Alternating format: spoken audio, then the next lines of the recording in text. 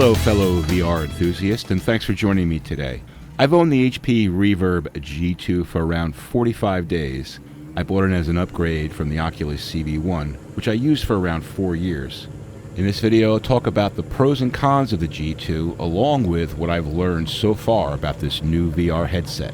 In November 2020, HP began shipping the HP Reverb G2, which has been touted as a significant breakthrough in consumer VR headset technology. My use case for the G2 is primarily flight simulation in Microsoft Flight Simulator and X-Plane 11. I've also been using it for other VR apps, which are mainly sitting experiences. So let's start with the G2 pros. First, installation was fairly easy for me, aside from not being aware that you have to install Windows Mixed Reality app in Steam and the OpenXR app for native Windows VR. I believe HP has since added these steps into their setup process. The clarity that the G2 delivers is fantastic, especially coming from an Oculus CV1. It's easy to read gauges and text in the Flight Sim cockpit. And other VR apps like Rec Room, Big Screen, and PokerStars VR function great and look incredible. Screen door effect is virtually gone, which is a welcome improvement over the CV1 and really contributes to VR immersion in the G2. The G2 sound quality is very good, and I really like the way they designed the headphones to not touch your ears. Having no outside sensors is a really nice change from the CV1, and it gives me a lot more room on my gaming desk. The G2 is comfortable and well balanced, and wearing it for a few hours in a flight simulator has been fine. I found the Windows Mixed Reality and OpenXR settings to be easy to understand and configure. And finally, the hardware and software has been very stable. My G2 hasn't crashed yet, knock on wood. So now let's talk about some of the cons that I found with the G2. I found the field of view to be smaller than the CV1, and I understand there's a modification for this, which I'll be looking into. Let's talk about the G2 controllers. They're a bit clunky compared to the Oculus Touch controllers that I'm used to. They don't wake up automatically when you pick them up. They don't have touch sensitivity on the controller buttons and joysticks. And it seems like they cut corners on the controller's build quality. For example, the battery covers aren't flush, and overall they feel kind of cheaply made. Now, overall, the G2 headset seems to be well built, but I'm not totally convinced yet that the build quality will endure over time. For example, the cable clip on the back of the headset broke after a few days, which I replaced with a Velcro tie wrap. Between flight simming and streaming, I put the headset on and off a lot, so I hope it holds up to this type of use. Nighttime flying in Microsoft Flight Simulator and X-Plane 11 VR has not been great. When looking at low-lit areas like the floor of the plane or the ground when flying above 3,000 feet, there's like this gray fog that you really can't see through.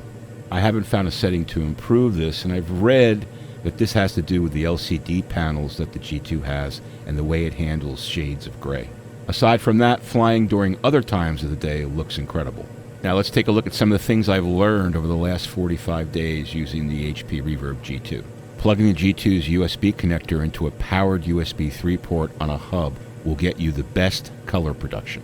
For great results with Microsoft Flight Simulator VR, use OpenXR at 50% rendering with reprojection off and set Microsoft Flight Simulator VR graphics rendering to 100. Then dial in other graphic settings in Microsoft Flight Simulator based on your GPU and CPU using the VR Bang for Buck performance guide, which I've linked in the description below.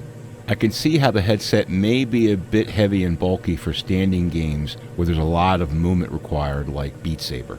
Now let's talk about tracking. For my use case, tracking has been fine. I haven't noticed any tracking issues with the headset or controllers when using flight sim apps and other sitting games. Now this next thing isn't a G2 issue, but Windows Mixed Reality Preview Mirror has very poor resolution. I haven't found a way to improve the quality to 1080p, and this probably relates more to content creators who need a smooth, high-quality 2D desktop mirroring capability, and also using Steam VR Mirror with the G2 produces very choppy results. Again, this next one is not a G2 issue, but the Steam VR per eye resolution configuration is very confusing. Many people have commented on how this works, and there are videos on how to dial it in for optimal settings, but it took me a while to sort of figure this out. And lastly, when configured properly, you can get great visual results with the G2, even with GPUs like the 1080 Ti, which is what I use. That said, to get the full experience of the G2, a more powerful GPU with ample VRAM is recommended. In fact, I've got my sights set on the forthcoming 3080 Ti. To sum things up, I'm very happy with the decision to upgrade from the Oculus CV1 to the Reverb G2. The G2 delivers a major upgrade in clarity, which has greatly improved my VR flight simming experience. I do miss the Oculus Touch controllers. In my opinion, if HP had used them as their reference when designing the G2 controllers, they would have delivered a much better controller experience. Are the G2 controllers usable? Yes, but they're not optimal. And actually, I would have been willing to pay extra for better controllers. Now, in my case, I was able to sell the CV1's controllers, sensors, and cables to recover about 65% of the G2's cost, so it was definitely worth the upgrade from a cost perspective. So what's the bottom line? For my use case, which is primarily flight simulation, the G2 is an excellent choice that delivers great visual clarity with a smooth experience when dialed in properly. Thanks for watching, folks. I hope this information was helpful. Please like and share this video with others and subscribe to my channel for more Reverb G2 and VR gaming content. Have a great day.